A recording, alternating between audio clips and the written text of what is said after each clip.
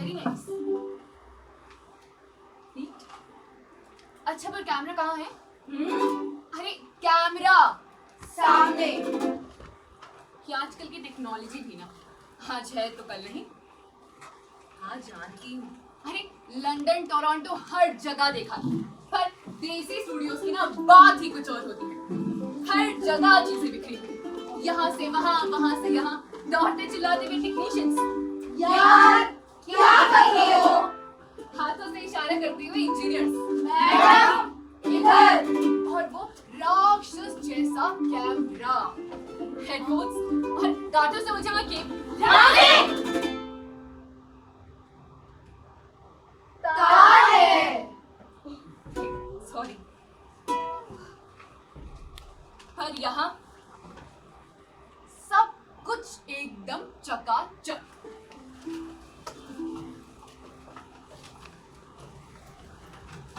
मानो रंगोली के लिए तैयार कोई फर्श। हाँ, जरा सुनसान लगता है, अब लोग ही नहीं है ना। अरे जैसे साउंड स्टूडियो में होता है ना, बस वैसे ही। ओके, शुरू कर दूं हाशी? अरे ठीक 10 मिनट का लिखा है। Okay, ready.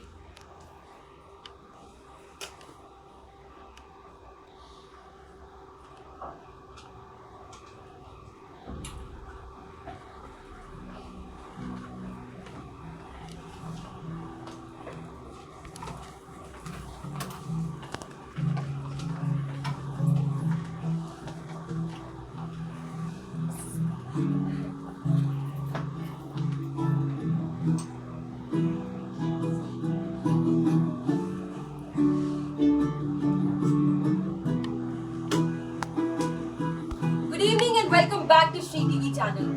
आज हमारे लिए एक बहुत ही गर्व की शाम है, क्योंकि आज हमारे साथ स्टूडियो में मौजूद है जानी मानी लेखिका श्रीमती मंजुला नायक। नमस्ते, मैं मंजुला नायक। सच कहा जाए तो आम जिंदगी में मैं हूँ श्रीमती मंजुला मूर्ति, लेकिन लेखक के रूप में मंजुला नायक से ही जानी जाती हूँ। मैं चाहे कहीं भी जाऊँ, यहाँ भारत में या विदेश में, मुझसे हमेशा बस 2 ही सवाल पूछे जाते हैं। उन्हीं 2 सवालों के जवाब देकर आज मैं चुप हो जाऊंगी। इनकी पहचान ज्यादातर एक कन्नड़ राइटर की हैसियत से है। इन्होंने अपना पहला नॉवेल इंग्लिश में the river has no memories लिखकर पूरी दुनिया को चौंका दिया। तो मंजुला जी, आपका पहला सवाल ये बनता है कि कन्नड़ में ही लिटरेचर लिखने वाली आप अचानक से इंग्लिश में कैसे लिखने लग गई? अब सच कहूँ तो जब मैंने ये उपन्यास लिखना शुरू किया तो किस भाषा में लिखनी है पहले से तय नहीं किया। मेरे जाने बगैर कहानी खुद ब खुद उभर आई। मैं तो खुद हैरान थी कि ऐसा क्यों, आखिर कहानी अंग्रेजी में ही क्यों उभर रही। कुछ बोला, कुछ बना।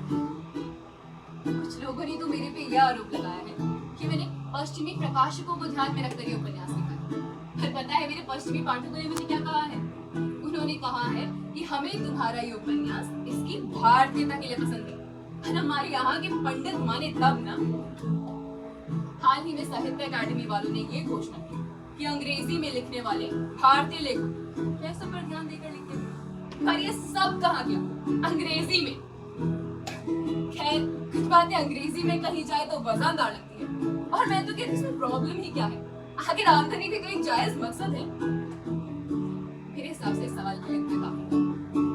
दूसरा सवाल, तंदुरुस्त तबीयत की आप एक हट्टी कट्टी महिला, और कॉलेज के टाइम पे आप लॉन्ग जंप की चैंपियन भी रह चुकी हैं। ऐसे में आपने एक जवान लड़की की तस्वीर जो बीमारी की यातना में मौत की तरफ खिंच रही है, इतनी अनुकंपा, एम्पैथी और संवेदना के साथ आखिर उतारी कैसे? ये बात दोहराती है आपकी। इसकी प्रेरणा है मेरी छोटी बहन माली। बचपन से ही स्पष्ट हो गया था कि वो अपाहिज होगी। उसके बाद एक अकेले ऑपरेशन ने उसकी जिंदगी एकदम नरक बना दी थी। उसने अपनी पूरी जिंदगी व्हील चेयर में काटी।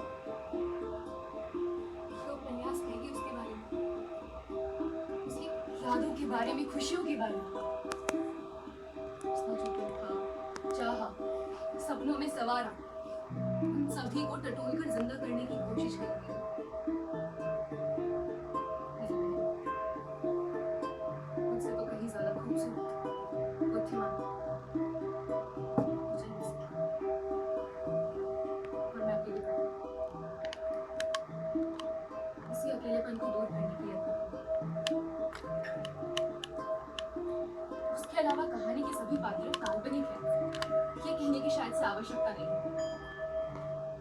और यहाँ मुझे एक ऋण भी चुकाना होगा अपने पतिदेव प्रमोद मूर्ति का। अरे उनका सहारा ना होता तो शायद ये उपन्यास कंप्लीट करने में मैं असफल होती। आज की शाम अपने पति प्रमोद मूर्ति के नाम करती हूँ। तो मंजुला जी, अंत में जाते जाते क्या आप हमारे व्यूअर्स से कुछ कहना चाहेंगी? जी, उपन्यास मैंने अंग्रेजी में लिखा, इसका कोई प्रायश्चित नहीं है। फिर भी मैं हिंदुस्तानी, कर्नाटक में पली बड़ी, इस मिट्टी की पैदाइश, इस बात का मुझे गर्व है। खुशी की बात तो ये है कि जिस भारतीय मध्यम वर्गीय जिंदगी की रचना मैंने अंग्रेजी में करी थी, निर्देशकों ने उसको ठीक ठीक समझकर उसका अनुवाद कन्नड़ में करा है। इतना अच्छा अनुवाद शायद मैं खुद भी न कर पाई। सभी कैरेक्टर्स ने अपना पार्ट अच्छे से निभाया है। उन सभी को और श्री टीवी को मेरा धन्यवाद। आशा है कि आपको ये टेलीफिल्म पसंद आई। नमस्कार।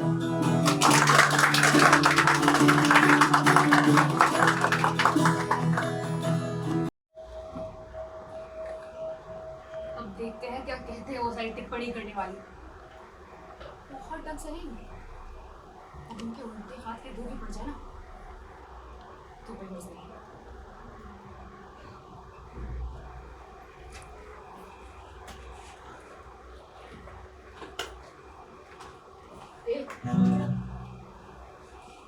कहाँ चली? अरे कैमरा अभी भी ऑन है क्या?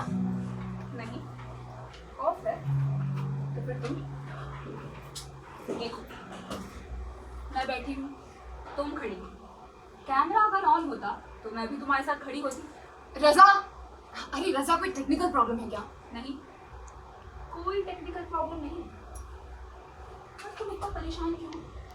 यहाँ पे सिर्फ मैं। कौन हो तुम? मैं, यानी कि तुम? This is absurd, completely absurd. हाँ, वो तो है। वैसे तुम्हारा आज का भाषण बढ़िया था, दर्शक सभी खुश। Congratulations। अरे टेलीफिल्म अभी शुरू नहीं हुई क्या? हाड़ में गई तुम्हारी टेलीफिल्म, घटिया बेकार फिल्म है। मैंने तो पहले ही कहा था, अरे टेलीफिल्म मतलब अलग अलग लोकेशन, मूवमेंट होनी चाहिए। अरे इन्होंने तो एक ही घर में मना किया था। तो मुझे क्या, मुझे तो अच्छी खासी रॉयल्टी मिल रही है।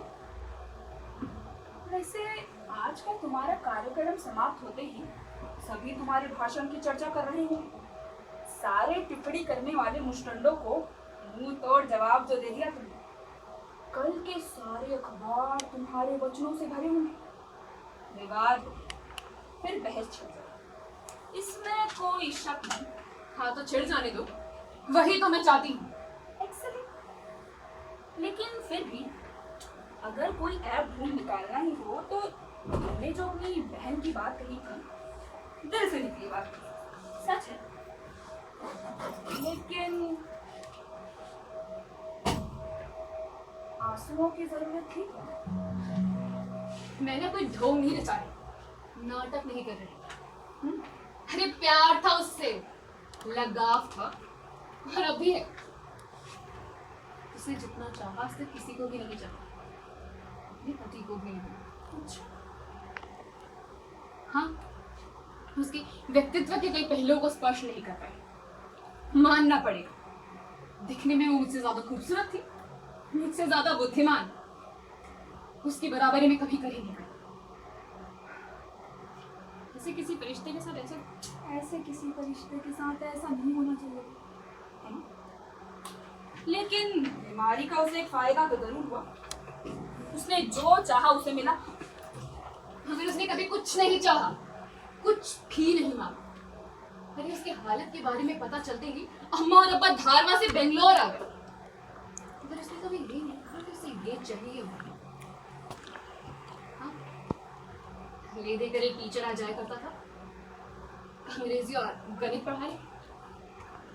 किसी उसने कब पढ़ा? समाजशास्त्र, एनाटॉमी, तत्व ज्ञान। अरे ज्ञान की प्यासी थी वो जान, जिंदगी की प्यासी। हाथ में जो आता उसे पढ़कर निकल कर हजम कर लिए। और तुम? मुझे भी उतना प्रोत्साहन मिलता तो शायद मैं भी उतनी प्रतिभाशाली होती।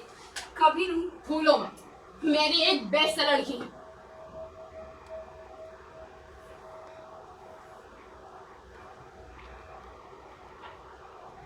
हाँ, ये बात भी सच है।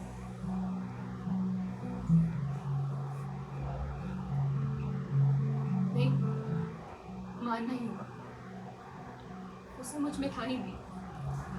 अम्मा और अब्बा को भी पता था, शायद इसीलिए मुझे नाना जी के यहाँ छोड़ दिया।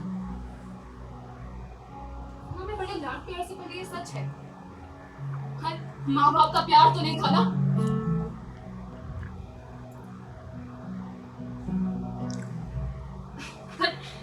गर्मी की छुट्टियों में मैं यहाँ बेंगलोर आ जाया करती थी और पढ़ाई के बाद मुझे नौकरी भी बेंगलोर में ही मिली। तब हम सब लोग साथ रहते थे, बड़ा अच्छा वक्त था। और फिर 6 महीने बाद मेरी मुलाकात प्रमोद से हुई, फिर जान पहचान, फिर शादी।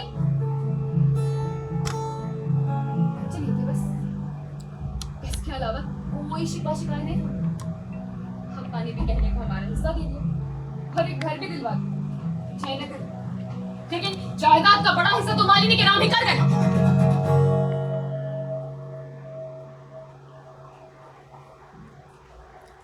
उसकी देखभाल के लिए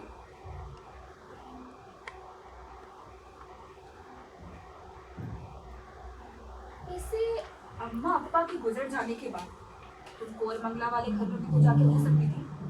इतना बड़ा घर था तुम्हारा, इर्द गिर्द स्पेस, बगीचा, तो उसी को यहाँ जयनगर वाले घर में क्यों ले आई? अपना बसा बसाया घर को तो उसकी आदत लग जाती है। और वैसे भी जयनगर से कॉलेज पास था, वरना पूरे शहर का सैर करना पड़ जाता। और अरे कहानी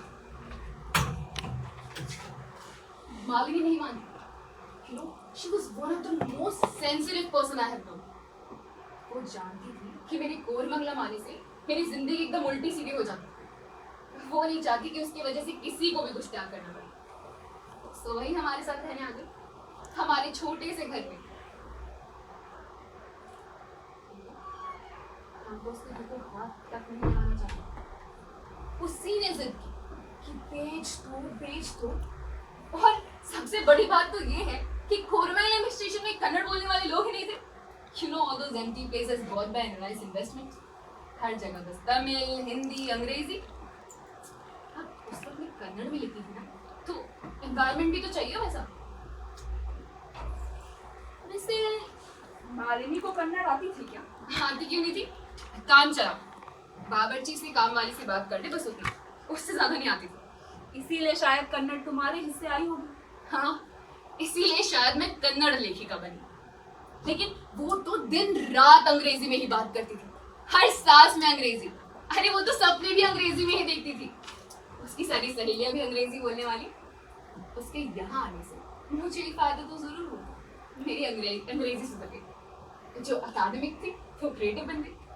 अच्छा, तो तुम्हारा अगला उपन्यास वो भी अंग्रेजी में लिखोगी? क्यों, ये काफी नहीं है? हाँ, वैसे देखा जाए तो ढेर सारा कमाया ना। ढेर सारा नहीं, बस काफी। अच्छा, तो आगे क्या करो? बहन नहीं है, खाली घर, लिखने को कुछ है। अरे हिंटालो का क्या मतलब? क्या तुम ये कहना चाहती हो कि मैंने अपने उपन्यास के लिए अपनी बहन की वेदना का इस्तेमाल किया? भूलो मत, वहां बस उसी की जिंदगी नहीं है, मेरी भी है। हालांकि मैं इस बात का ऐलान नहीं करना चाहती, लेकिन मैं भी वहां एक पात्र के तौर पे मौजूद हूँ, उसकी भाभी के रूप में। अरे, वो दुष्ट औरत। हाँ, विलन ऑफ द नॉवेल। तो मतलब ये अपने बारे में पर्सोनिफाई करके लिखने की कोशिश है तुम्हारी? नहीं, अब मैं उतनी बुरी थोड़ी हूँ। अब कथानक की रचना के लिए एक नेगेटिव कैरेक्टर की जरूरत तो होती है। अब जब नायिका ही इतनी दूध की धुरी हो, तो दूध का दूध और पानी का पानी दिखलाने के लिए उसके काउंटर पॉइंट पे एक मंथरा की जरूरत है। Technical necessity. कुछ भी हो, लेकिन प्रमोद को तो तुम्हारा उपन्यास पढ़कर बड़ी खुशी हुई होगी। उसमें तो उसका किरदार बड़ा उभर के आया, तेज, स्थिर, भरोसेमंद, लेकिन ज्यादा सुंदर नहीं, not very good looking, not very bad looking either. तो उसकी और मेरी मुलाकात कॉलेज के दिन में। You know, he was one of those guys who was good looking, attractive, and you just couldn't take your eyes off him.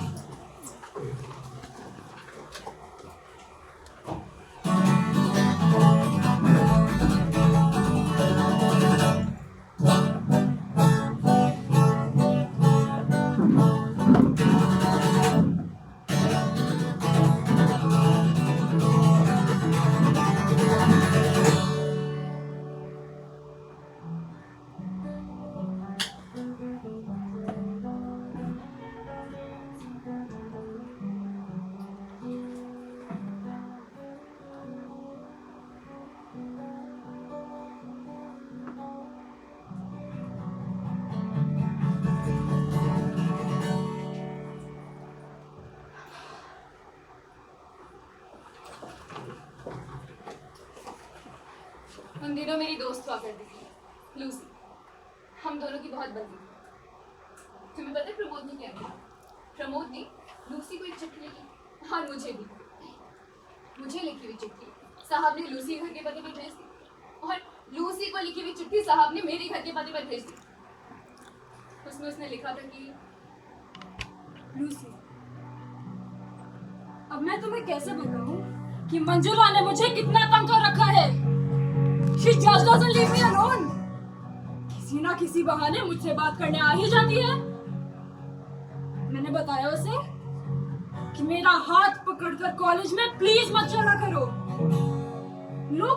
लोग rumours फैलाने लग जाएंगे और वो मुझे पसंद नहीं। I told her कि वो मेरी सिर्फ अच्छी दोस्त है, पर वो माने तब।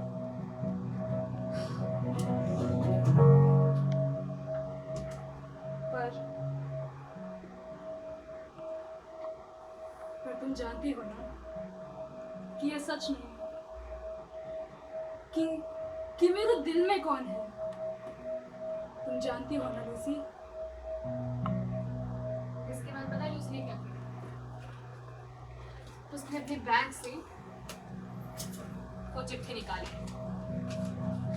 उसके चिंदी चिंदी करे और उसके सर पे कागजी बौछार कर दी।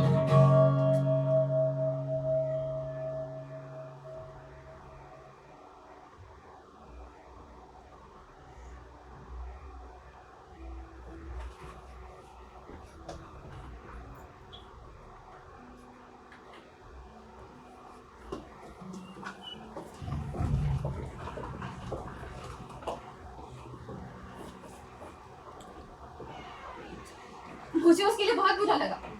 मैंने कहा कि तू अपने आप को प्रेम कला में माहिर समझता है। हर 15 साल का लड़का यही चाल चलता है, मानो जिंदगी में किसी को सूझा ही ना। बस साहब के पसीने छूट और साहब 15 दिन तक गायब। लेकिन आखिरकार तुम तो उसे मिल ही गई, मतलब उसकी चाल बदल गई। क्या खाक चाल चली? अब बेवकूफी का इतना बढ़िया नमूना दिखाने के बाद अपनी इज्जत बचाने के लिए कुछ तो करना था। मुझसे शादी करनी और मुझे भी मंजूरी। अब मंजूर ना करती तो और करती थी।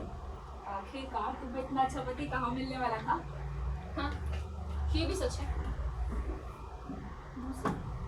उसका क्या हुआ? उसने तो मुझसे बात करनी ही छोड़ दी। अब और प्रमोद पर अक्सर बड़ी जल्दी फिदा हो जाता है। मालिनी भी क्या? हाँ, और जो थे दोनों काफी करीब थे। हाँ, मालिनी को तो प्रमोद पसंद था और प्रमोद को भी। I mean, he was fond of। देखो, हमें यहाँ एक चीज का ध्यान रखना चाहिए। मालिनी की जिंदगी में मर्दों का आना जाना ही नहीं था। घर पे कौन था? हप्पा। और बाकी सब तुम औरतें ही थी ना। हाँ, ले देकर एक टीचर आ जाया करता था, लेकिन प्रमोद ने उसकी जिंदगी में धमाके से एंट्री मारी, मानो उसकी जिंदगी के पर्दे पर ही छा गया। इसके अलावा उसकी जिंदगी में कोई था नहीं और उसे किसी की नींद भी नहीं थी। वैसे प्रमोद को तो तुम पर बड़ा नाज रहा होगा। उपन्यास की कामयाबी, उसमें उसका किरदार, और आज के भाषण में तुमने दिया जो उसे इतना क्रेडिट।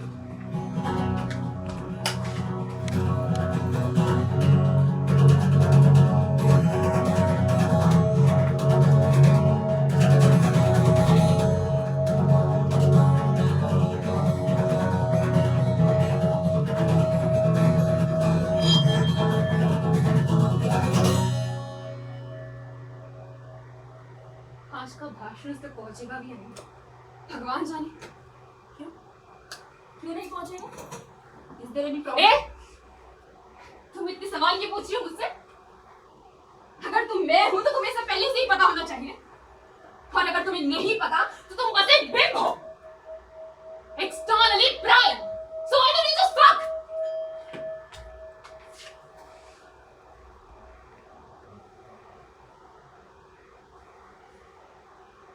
बोलो बोलो ना।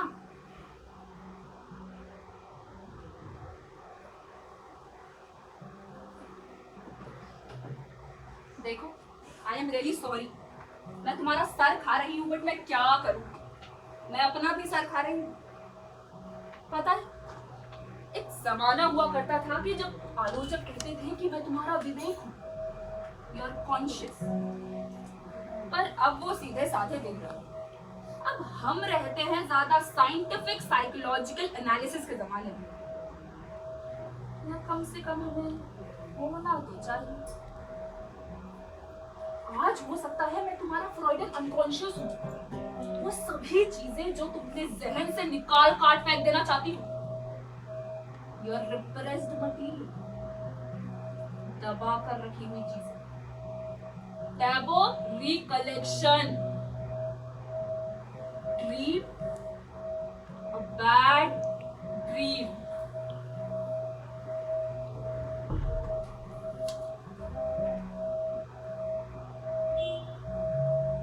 बोलोगी कुछ? अगर तुम कुछ नहीं बोलोगी तो मैं भी कुछ नहीं। अरे क्या जानना चाहती हो?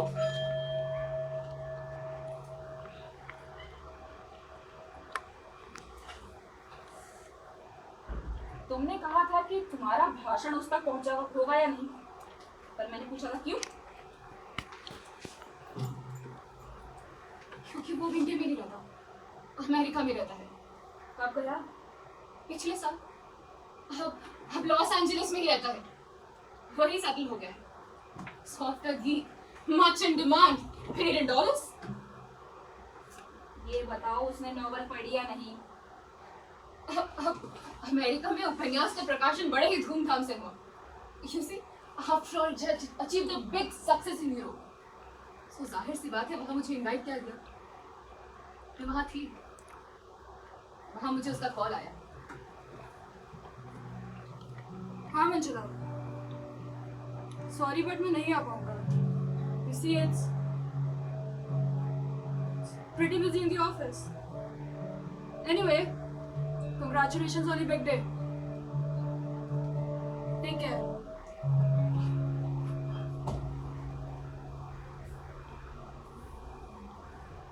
लॉस एंजलिस तुम नहीं गई क्या? उसने बात ही नहीं छेड़ी। क्या बोल रही हो? थोड़ा धीरे धीरे बोलोगी? कौन सी घटना पहले हुई है, कौन सी घटना बाद में, कुछ भी समझ में नहीं आ रहा। पहले ये बताओ कि जब प्रमोद अमेरिका गया था तब मालिनी जिंदा थी? नहीं, तब तक वो गुजर चुकी थी। अच्छा, तो उसके मरने के कितने दिन बाद गया था वो? प्रमोद को जब सॉफ्टवेयर कंपनी से ऑफर आया तब मालिनी जिंदा थी। ये खबर सुनकर वो ऊपर तो मुस्कुरा रही थी, लेकिन अंदर ही अंदर एकदम तिलमिला रही थी। वो ज्यादा दिन जिंदा नहीं बचेगी, हमें भी पता, और उसे भी। उसकी हालत देख प्रमोद अपने पैर घसीटने लगा। मैंने उपन्यास लिखा, फिर ब्रिटिश एजेंट को भेज दिया। उसके गुजर जाने के बाद जवाब एकदम जल्दी आ गया। मैं तो दंग रह गई। प्रकाशकों ने भी मंजूरी दे दी। एडवांस भेजा और तुम्हारा वैवाहिक जीवन समाप्त। क्यों? अब तो मैं सोचती हूँ तो ऐसा लगता है इसमें हैरानी वाली क्या बात है। तब तक मैं उसके सहारे जीती रही, उसके भरोसे। अचानक से परिस्थिति बदली, उसके साथ नाम, पैसा, शोहरत, उससे देखा नहीं गया। तब तो मैं सम्मान सभाओं में, भाषणों में, इन्हीं में बिजी रहती थी। इससे मैं वो कभी नहीं आती। एक दिन मुझे लूसी का कॉल आया।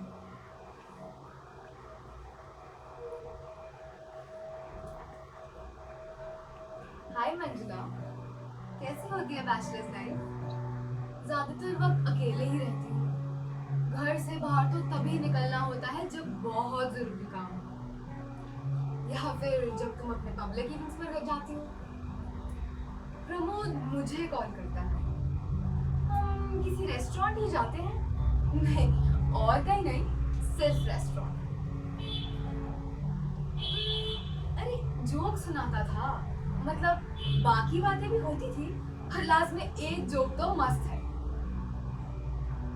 पर आखिर वो इतने जोक सुना क्यों रहा है? क्या वो ये जोक्स तुम्हें भी सुनाता है? देखो, अगर ऐसा है तो प्लीज उसे मत कहना मैंने तुम्हें कॉल करा। मैं उसके जोक्स एंजॉय करती हूँ। अगर तुम्हें कोई एतराज नहीं तो मुझे भी कोई एतराज नहीं।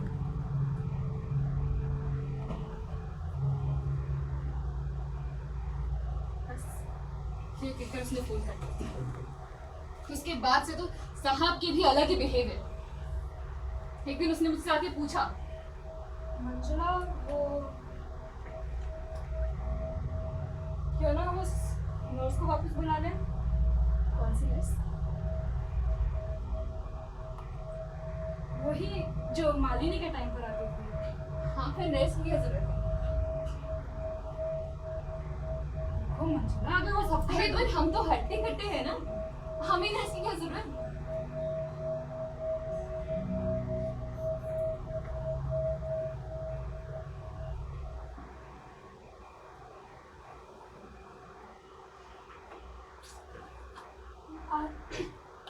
मालिनी के बगैर अकेला पड़ गया होगा बेचारा। वैसे तुम्हारा संसार तितर बितर होने की वजह तुम्हारे उपन्यास की कामयाबी नहीं थी, वो थी मालिनी।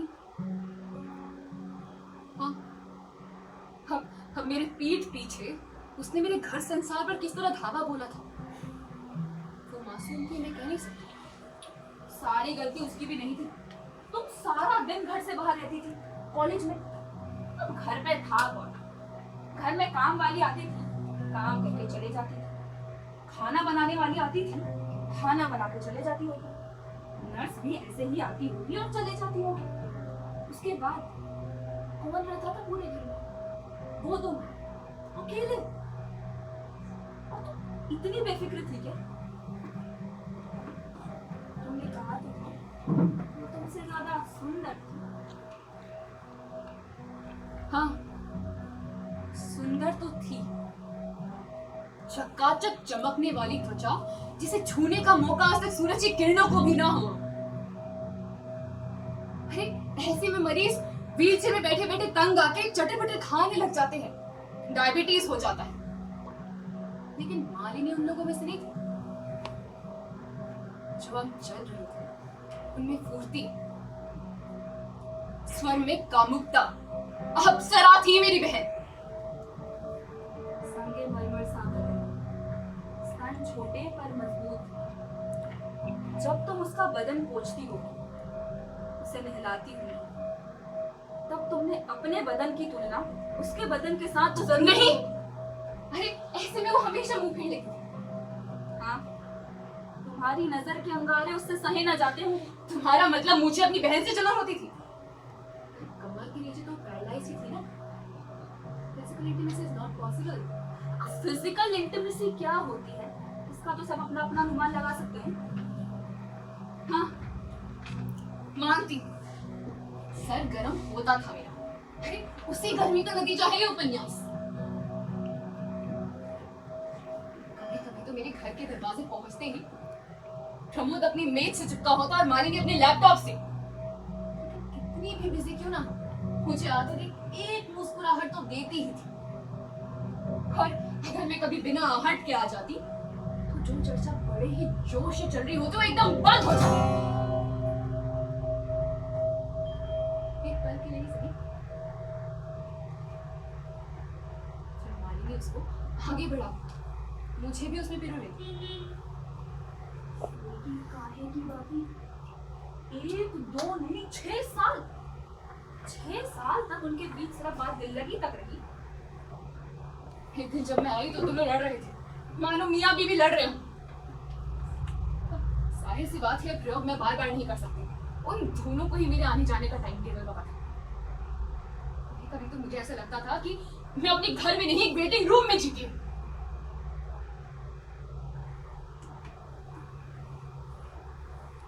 मालिनी तुम्हारे घर आई, इसका तुम्हारे बिस्तर पे कोई असर नहीं पड़ा क्या? कैसे पढ़ा?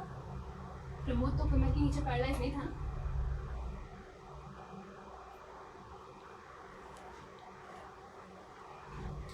हम तीनों ही उस तड़प में जी रहे थे।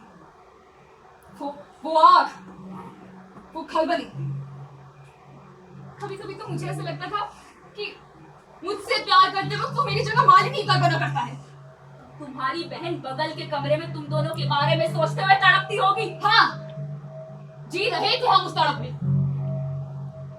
वो जलन, वो आग, वही मेरे उपन्यास की जान थी। और आलोचकों को भी वही चचा। तो मतलब तुमने अपनी सफरिंग्स को पर्सोनिफाई करके लिखा और आलोचक खुश हो गए। खुश क्यों नहीं होते? उपन्यास कितने बिकने को ही ऐसे तो बने ना। क्या मालिनी को पता था तुम उपन्यास लिख रही हो?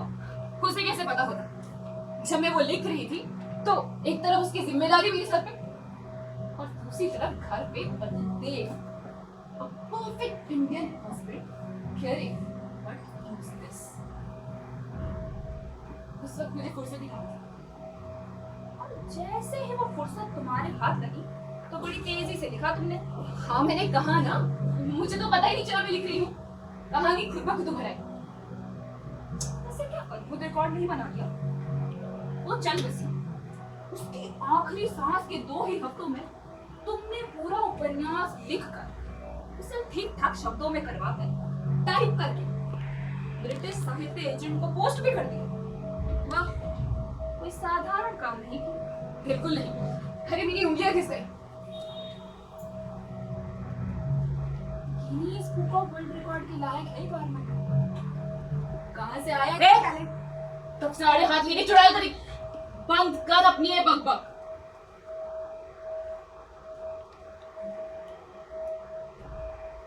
वैसे क्या अद्भुत रिकॉर्ड नहीं है? 2 ही हफ्तों में 1.5 लाख शब्दों की रचना, एक दिन में 10,000 शब्दों की रचना। ये सुफुर्ती नहीं, उन्माद है, उन्माद। पागलपन है, पागलपन। शब्दों का प्रहर नहीं, प्रलय है, प्रलय। चुप! मैंने वो उपन्यास नहीं लिखा, वो मेरी छोटी बहन मालिनी ने लिखा है। उसमें हर शब्द, हर लफ्ज उसी के। कुछ महीने पहले जब उसकी तबीयत बहुत ज्यादा बिगड़ गई, कुछ लिख रही थी, पता था मुझे। फिर तब तो मैं ऐसी थी कि मैं भली, मेरा काम भला। उसके गुजर जाने के बाद मैंने उसका वो बॉक्स खोला। हाँ, एक एक पन्ना था। मैंने निकाला, पढ़ा और ढेर हो गई। आंखों में कांटे चुभ जाए ऐसी प्रतिभा। तुम्हारे लिए तो ये नॉवल सपने में भी लिखना पॉसिबल नहीं होता। A work of genius। British agent की लिस्ट ढूंढ निकाली, उन्हीं एजेंट में से एक को भेज दिया। जवाब एकदम जल्दी आ गया। बस क्यों, क्या हुआ? मैंने प्रमोद को लाख समझाने की कोशिश करी, लेकिन उसने तो अपनी कान में रुई डाल ली थी। मैं अपराधी हूँ ऐसा पहले से ही मान के बैठा था। पर तुमने जब वो नॉवल चुरा ही लिया, मैंने वो नहीं चुराया। लेकिन तुमने ही तो कहा अरे मालिनी ने अपने उपन्यास में एम नायक से हस्ताक्षर किए थे और मैंने भी चिट्ठी के अंत में एम नायक से ही हस्ताक्षर किए थे। हम दोनों एक ही सोचा होगा ऐसे ब्रिटिश एजेंट ने। उसी का जवाब प्रमोद के मेल पे आया। जब मैं वो पढ़ रही थी मेरे पीछे ही खड़ा था, मेरे रिएक्शन का इंतजार कर रहा होगा। तब मैं उससे पूछना चाहती थी कि क्या मुझ पे यह आरोप लगा रही हो कि मैं अपनी बहन का उपन्यास चुराऊंगी। मुझे पता था कि वो कहता कि ऐसा तो कुछ नहीं है, पर मैं उसे उस वक्त झंझोड़ कर रख देना चाहती थी। लेकिन कहने कुछ गई और कहा कुछ। तुम्हें पता है हमारा आखिरी प्राइवेट टॉक कब था? जब उसने मुझसे पूछा कि क्यों ना हम उस नर्स को बुला लें। मैंने कोई ऊट पटांग से जवाब दिया होगा। उस क्षण मालिनी का मलमूत्र बलगम कप पसीने परफ्यूम की खुशबू मेरे घर में फैल गई। वही था हमारा लास्ट प्राइवेट टॉक। बातें मत बनाओ, उल्लू समझ के रखा है क्या? वो एम नायक ऐसा सिग्नेचर क्या करती थी कि वो एजेंट तुम दोनों को एक समझ बैठा? मेलो ड्रामा तुम्हारी कन्नड़ कहानियों की तरह।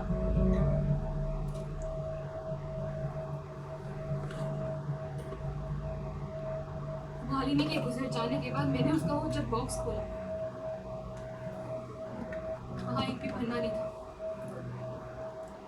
मैं दौड़ी प्रमोद के ऑफिस। वहां उसके ड्रॉर में एक एक पन्ना था।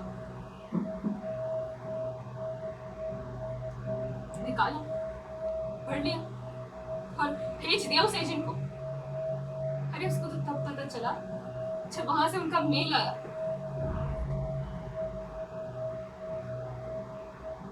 उन पन्नों में भाभी का किरदार मैं ही थी, इसमें कोई शक नहीं। मैं है भी कुछ ख्याल वाली, जिसे पता ही ना हो प्रतिभा क्या चीज होती है। अपनी बहन को उसके पैसों की वजह से प्यार करने वाली। मेरा किरदार तो इस तरह मौजूद था कि तुम्हारी आंखें चौंधिया जाए। लेकिन उपन्यास में कोई बुरी बोल नहीं। जो चीज जैसे हुई उसे वैसे ही लिखा गया, जो बात जैसे हुई उसे वैसे ही दोहराया। मैं कुछ कह सकूं ऐसा कुछ था ही नहीं। मैं ना नहीं कर पाई। शायद इसीलिए प्रमोद ने वो स्क्रिप्ट तुम्हारी नजरों से बचाए रखी होगी। क्या प्रमोद उतना सीधा साधा था जितना मैं उसे समझती थी? ये तो मालिनी को भी पता था ना कि कहीं छपने वाला नहीं है। तो फिर उसने किसके लिए लिखा? मेरे लिए, अपने लिए, या उन दोनों के मनोरंजन के लिए? उस क्षण मुझे भी ये बात कौंधाई कि मैं भी उस अपाहिज से नफरत करती थी और मैं भी उसके मरने का इंतजार कर रही थी। लेकिन मरने के बाद भी मेरी बहन मुझे उस पार से चिल्ला रही थी, चीख रही थी, कह रही थी कि इस उपन्यास को जला डालो, राख कर डालो। अगर मैं ऐसा करती तो अपनी नजरों में गिर जाती। और अगर छपा देती पूरी दुनिया को पता लग जाता कि वो भाभी कौन है। और उससे भी बदतर हालत तो ये होती कि तुम एक प्रतिभाशाली लेखिका की जिंदगी में एक फुटनोट बनकर अमर हो जाती। नहीं, लेकिन आखिरी दाव तो मेरी थी ना। उसके उपन्यास को अपने नाम से छपवा लिया। हाँ, मेरे लिए एक चीज अनुकूल थी, वो जिंदा थी, मैं जिंदा थी और वो मर चुकी थी। सो आखिरी जीत मेरी। फिर कौन जाने आखिरी जीत मालिनी की हुई हो? कैसे? तो उसका मकसद ये था कि वो तुम्हें बता दे कि तुम कितनी नीच, कितनी गिरी हुई औरत हो। तो उसमें वो पूरी तरह सफल। रुको!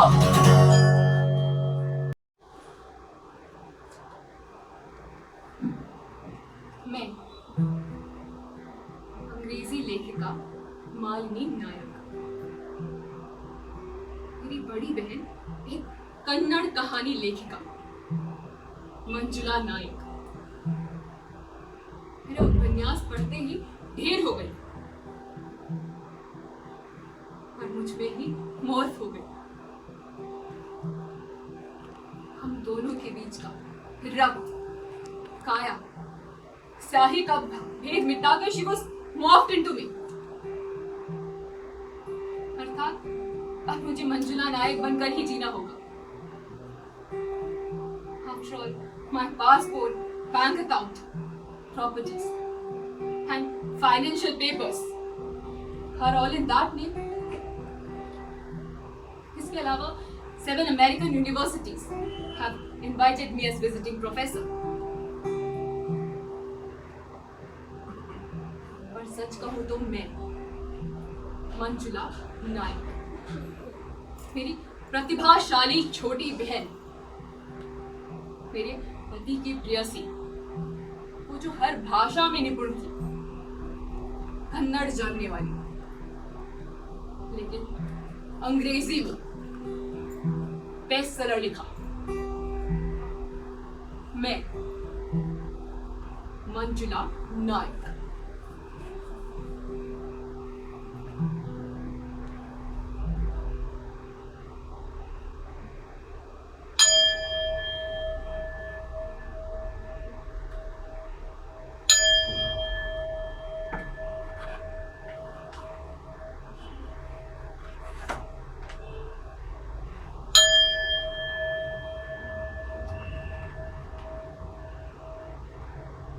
Mirror, mirror on the wall,